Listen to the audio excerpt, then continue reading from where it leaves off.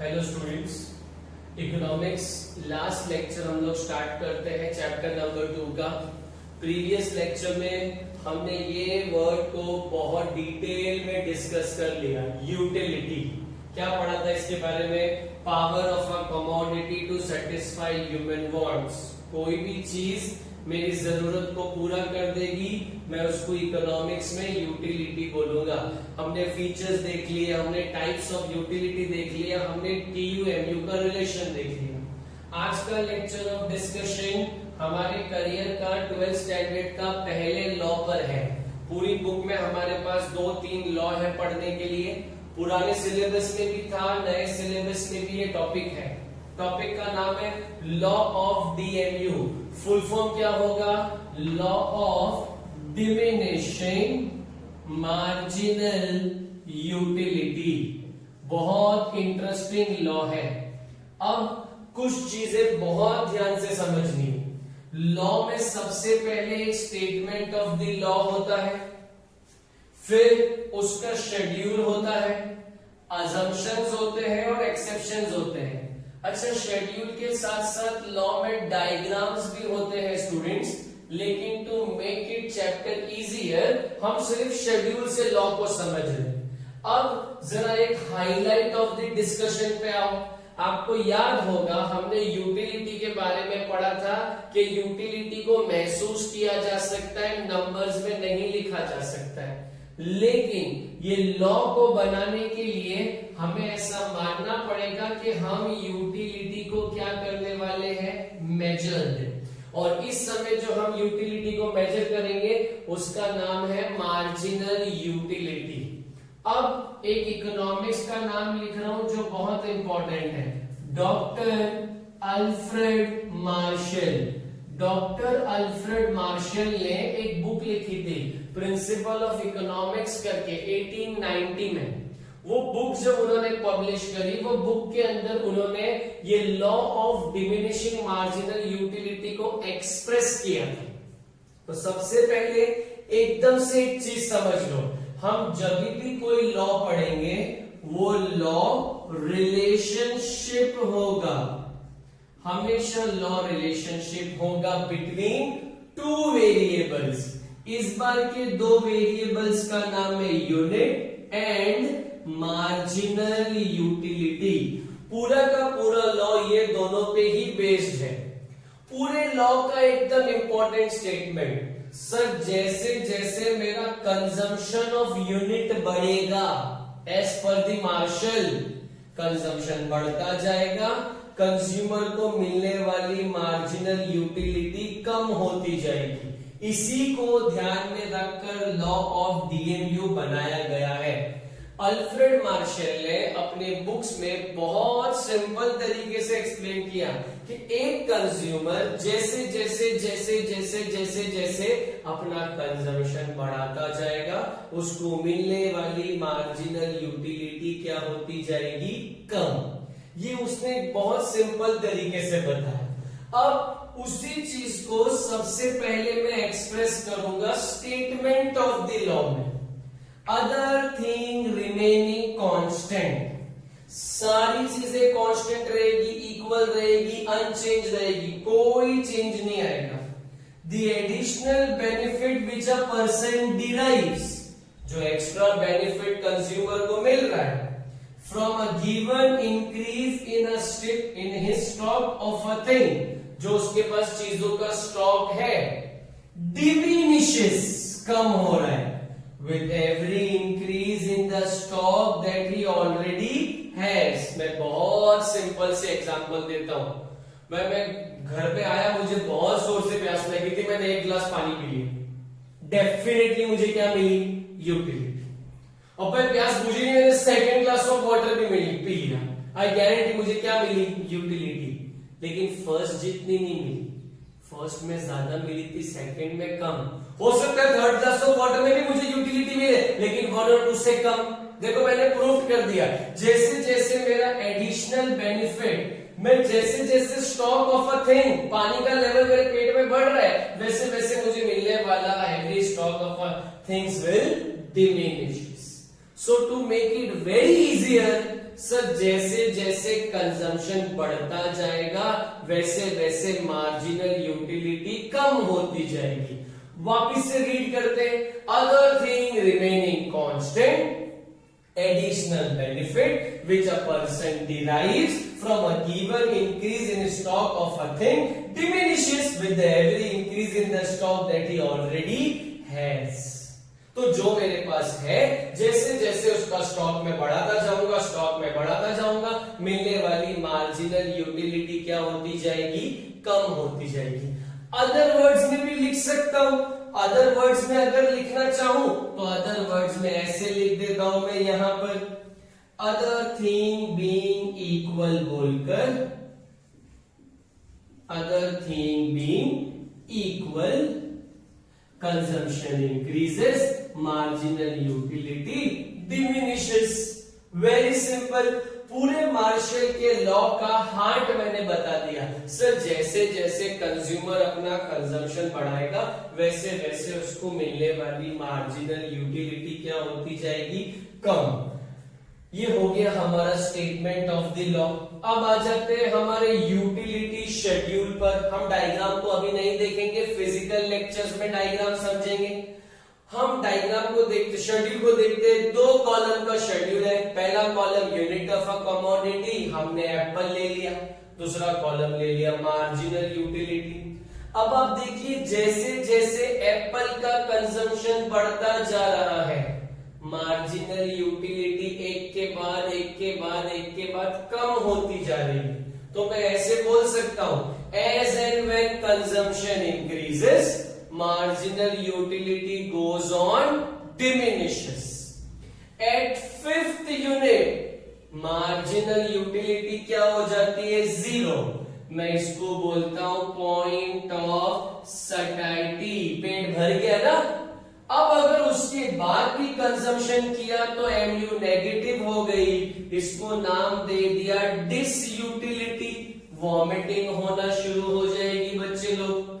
अब भाई बहुत सिंपल है, शेड्यूल को अगर मैं ऑब्जर्व करता हूं तो जैसे जैसे कंजम्पशन आगे गया वैसे वैसे मार्जिनल यूटिलिटी कम होती रही। कम होते होते एक पॉइंट पे 0 हो गई तो पॉइंट ऑफ सटाइटी, नेगेटिव हुई तो पॉइंट ऑफ डिसयूटिलिटी। अगर आप शेड्यूल को देखोगे तो एमयू की 3 वैल्यू है। एक बार एमयू प्लस में थी तो पॉजिटिव, एक बार 0 हो गई और लास्ट में जाके क्या हो गई, नेगेटिव। इसका मतलब sir Marshall is very right कि as and when consumption of a unit increases marginal utility goes on diminishes. At certain point of time it becomes 0, that is point of satiety, then it's become negative, that is point of disutility. ये हो गया हमारा utility schedule तक का कहानी complete. अब to express कि sir ऐसा क्यों हो रहा है, हमारे पास लॉ में है अजम्पशन। ये 4 बातों को माने बिना एमयू कम नहीं होगी। ये चारों कंडीशन को फुलफिल करना है। ये 4 वो इंपॉर्टेंट अजम्पशन है कि अगर ये 4 अजम्पशन हम लॉ में नहीं करेंगे तो हमारा लॉ इनवैलिड हो जाएगा। हम जानते हैं, हमने चैप्टर नंबर 1 में ही पढ़ा था इकोनॉमिक्स बेस्ड ऑन अजम्पशन। तो अजम्पशन तो मारना ही पड़ेगा और हमारा अजम्पशन अब 4 पॉइंट पे क्लियर होगा। सबसे पहले पॉइंट नंबर 1, रैशनैलिटी। जो भी इंसान ये लॉ में आ रहा है वो नॉर्मल पर्सन है। उसका मकसद है सेटिस्फैक्शन ऑफ अ वांट, उसका इंटेंशन कोई और नहीं है। जैसे पागल आदमी, इररेशनल, अनसाउंड माइंड, लुनेटिक, क्या समझेगा यार? पागल को क्या मालूम कब पेट भर गया कब पेट नहीं भरा, वो तो खा रहा है नहीं खा रहा है। कोई नॉर्मल पर्सन, आप और मैं, हमारा पॉइंट ऑफ व्यू रहेगा मैक्सिमम सेटिस्फैक्शन। तो सबसे पहला अजम्पशन है कि वो इंसान लॉ में आएगा जो रैशनल है, जिसका बिहेवियर नॉर्मल है। सेकंड अजम्पशन जिसपे पूरा का पूरा लॉ बेस्ड है, that is cardinal measurement. Law बनाया है क्यों? क्योंकि भाई मेरे को ये बात याद रखना है कि लॉ को एक्सप्रेस करने के लिए मुझे यूटिलिटी को किस में एक्सप्रेस करना पड़ेगा? नंबर्स। याद रहे, हाँ, हमने अजम्पशन किया है और ये अजम्पशन की वजह से ही आपको यूटिलिटी को किस में एक्सप्रेस करना है, नंबर्स में। अनटिल अनलेस आप नंबर्स में एक्सप्रेस नहीं करोगे लॉ नहीं बनेगा, ना ही लॉ चलेगा। तो टू एक्सप्रेस अजम्पशन हमारा सेकंड पॉइंट रहेगा कि यूटिलिटी को किस में मेजर करो, नंबर्स। थर्ड, होमोजेनिटी, जितनी भी यूनिट आप कंज्यूम करने वाले हो वो सेम होनी चाहिए, same in all respect, shape, size, colour, taste etcetera etcetera etcetera. Sir ये पॉइंट क्यों आया? मान ले भैया 6 एप्पल है, मैंने पहला नॉर्मल एप्पल खाया, दूसरा कश्मीरी एप्पल खाया, तीसरा कोई और एप्पल खा लिया। अब देखो पहले वाले एप्पल में यूटिलिटी मिली, कश्मीरी एप्पल बहुत ज्यादा अच्छा होता है तो ज्यादा यूटिलिटी मिल गई, यार कम होने की बजाय बढ़ गई ना। इसलिए मैंने बोला मगजमारी नहीं करने की है अपने को, जब तक लॉ में रहने का अपने को सारे एप्पल का शेप, साइज, कलर, टेस्ट क्या रखना है, सेम। इसलिए तीसरा असम्पशन बन जाएगा होमोजेनिटी। देख पहले बोला नॉर्मल के साथ करेगा तो रैशनैलिटी, फिर बोला भाई नंबर्स में मेजर करेंगे तो कार्डिनल मेजरमेंट, तीसरे पे बोला भाई सारी चीजें क्या रहनी चाहिए, सेम।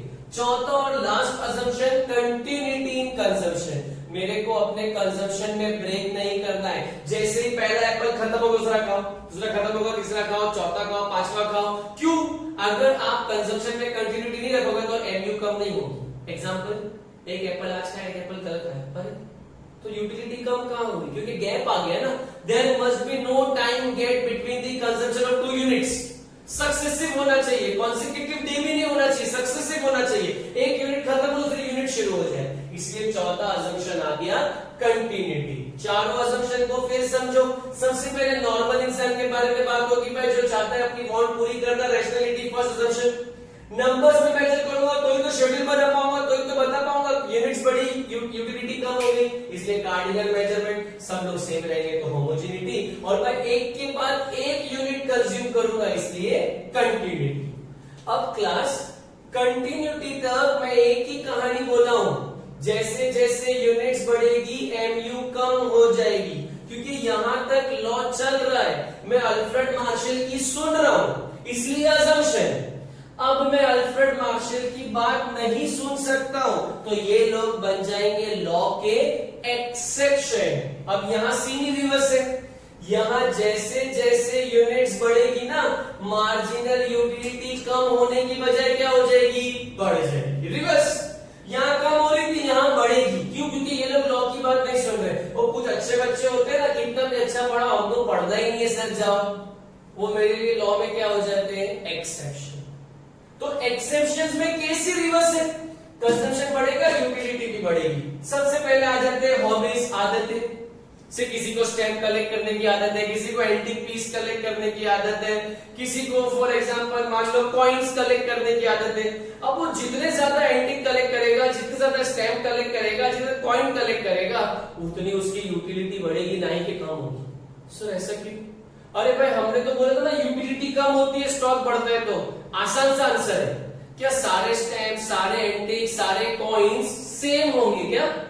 नहीं, अलग अलग स्टैम्प होंगे, अलग अलग कॉइन्स होंगे, अलग अलग एंटीक पीस होंगे, तो उसको मिलने वाली यूटिलिटी भी क्या होती जाएगी, बढ़ती जाएगी। इसलिए इंसान की आदतें बन गई सबसे पहला एक्सेप्शन कि भाई मेरे को तो हर बार एंटीक कलेक्ट कर रहा हूं, तो हर बार थोड़ी सेम एंटीक उठा के लेके आऊंगा। कभी इजिप्ट से लेके आया, कभी यूरोप से लेके आया, कभी जर्मनी से लाया, कभी मुंबई से लाया, हर बार जब भी लाया अलग है ना, डिफरेंट है, होमोजीनियस नहीं है, मतलब अजम्पशन नहीं मान रहा, इसलिए क्या बन गया, एक्सेप्शन। नंबर 2, माइजर, कंजूस इंसान। अब देखो इसको पता चला भाई मुमरा से कौसा जाएंगे ना बाय ऑटो तो 12 रुपए, बाय बस जाएंगे तो 8 रुपए। वो बोलेगा ऑटो में नहीं जाता हूँ, बस में जाता हूँ, 4 रुपए बचाऊंगा। फिर बोलेगा एक काम करता हूँ, चल के जाता हूँ ना, पूरे 12 बच जाएंगे। देखो माइजर का बिहेवियर रैशनल नहीं लगा मुझे, उसे लग रहा है जितना ज्यादा मैं पैसा बचाऊंगा उतनी ज्यादा मेरी यूटिलिटी क्या होती जाएगी, बढ़ती जाएगी। तो माइजर एक कंजूस पर्सन है, उसको ऐसा लगता है भाई मोर ग्रीड बढ़ती जाएगी, उसकी ग्रीडी नेचर हो जाएगा, लालची हो जाएगा, पैसा बचाओ यूटिलिटी बढ़ेगी। रिवर्स हो गया ना। तीसरे नंबर पे आए ड्रंकर्ड्स, शराबी, ड्रग एडिक्ट्स।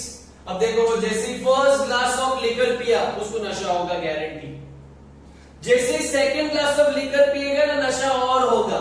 मतलब पहले क्लास में सब एक दिख रहे, दूसरे क्लास में सब दो दिखेंगे। अब मान लो भाई third glass of liquor P लिया तो कितने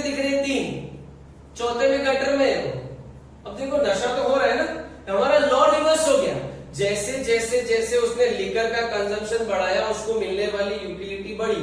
अब आप बोलोगे सर ये क्यों एक्सेप्शन में आया? अरे बेटा इसलिए एक्सेप्शन में आया कि दारू पीने के बाद वो कहां नहीं है, रैशनैलिटी में नहीं। जिस तरह ये माइजर का बिहेवियर नॉर्मल नहीं है, उसी तरह ये ड्रंकर्ड का बिहेवियर भी नॉर्मल नहीं है। देख मैं तो एकदम सिंपल बोलता हूं, सर एक्सेप्शन में वही आएगा जो किसको नहीं मानेगा, अजम्पशन। ये अजम्पशन को नहीं मान रहे, इसलिए इन लोग को मैंने उठाई कहां रख दिया, एक्सेप्शंस। तीन हो गए, हॉबीज, आदतें। Number 2 miser, number 3 drunkard. Number 4 money. Very easy example to take. Amitabh Bachchan say around at the age of 75 is still selling something like Maggi, Iodex का बाम, बहुत सारी चीजें बेचते हैं। इतना पैसा कमाया है कि 7 जनरेशन खा सकती है, बट फिर भी देखो ना उसका मनी से मिलने वाला यूटिलिटी कम होता है क्या? ऐसा कोई है? nobody say no to money। कोई नहीं बोलेगा, पैसे को मना कोई करता है क्या? Money is a piece of paper. जिसने कभी डस्टबिन नहीं देखा अपने लाइफ में, हम लोग मनी को जब डीमोनेटाइज हो गया था जब भी इस्तेमाल कर रहे थे 31 दिसंबर तक। नॉट अ लीगल टेंडर होने के बाद भी हम पैसे का यूज कर रहे थे। मतलब मनी हैज यूटिलिटी, और जितना ज्यादा पैसा आएगा उतना लगता है और ज्यादा है। इसका मतलब MU of a money is also increases, या ग्रीडीनेस आ जाती है। अब लॉ बहुत सिंपल है। लॉ शुरू हुआ अल्फ्रेड मार्शल से, 2 आइटम को लेके बनाया था, यूनिट्स और कंजम्पशन। तो क्या बोला, यूनिट्स बढ़ेगी, units of a consumption and marginal utility, दो को लेके बनाया था। कंजम्पशन ऑफ यूनिट बढ़ेगा, एमयू कम होती जाएगी। तो स्टेटमेंट क्लियर कर दिया। यूटिलिटी का शेड्यूल बनाया, units mango, units of Apple and MU दिखा दिया आपको। जैसे जैसे कंजम्पशन बढ़ा वैसे वैसे यूनिट्स कम होती गई। एक पॉइंट आया कि एमयू 0 हो गई, पॉइंट ऑफ सैटिस्फैक्शन नेगेटिव हुई, तो point of disutility. Point of satisfaction को पॉइंट ऑफ सेटिस्फैक्शन भी बोलते हैं, पॉइंट ऑफ डिसयूटिलिटी को पॉइंट ऑफ डिससैटिस्फैक्शन भी बोलते हैं। फिर यहाँ आ गया, 4 आइटम पे असम्पशन रखा, बोला नॉर्मल रहेगा तो रैशनैलिटी, नंबर रहेंगे तो कार्डिनल मेजरमेंट, सेम रहेगा तो होमोजेनिटी, गैप नहीं होगा तो कंटिन्यूटी। जिन पर लॉ नहीं चलेगा वो एक्सेप्शंस, हॉबीज, माइजर, ड्रंकर्ड्स, और लास्ट वाला आपका मनी। यहाँ पे हमारा इको का चैप्टर नंबर 2 भी कंप्लीट हो गया। आप लोग चैप्टर 1-2 के ऑब्जेक्टिव्स को सॉल्व करें। चैप्टर नंबर 1-2 के अंदर जो इंपॉर्टेंट क्वेश्चंस है, features of utility, features of micro, law of DMU, इनको घर पे स्टडी करें।